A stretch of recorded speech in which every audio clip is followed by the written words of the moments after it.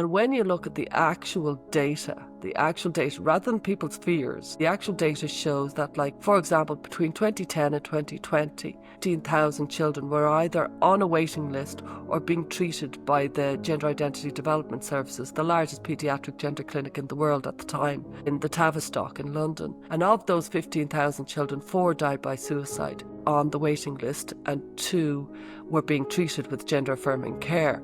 So it's kind of equal whether they were being treated or they weren't.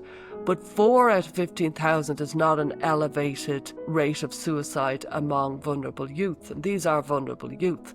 And so if you compare this with anxiety or autism or OCD or other ADHD, you'll see that it's pretty much on a par with other vulnerable youths. So it isn't an elevated statistic. When you put that statistic with another piece of evidence that, again, only I'm interested in long-term quality evidence. And the other piece of kind of long-term quality evidence that we have is among adults who've transitioned. And the long-term quality evidence from 2011 this is, and it followed people over a 40-year period in Sweden. Now, Sweden was one of the most pioneering, and it is the most pioneering for medical transition. They pulled back recently, but they pioneered medical transition among children and among adults. And they brought out, they looked at the deaths and they realised that for people who have medically transitioned, these are not people who are on waiting lists as children, these are adults who have medically transitioned, they're 19 times more likely to die by suicide post-medical transition.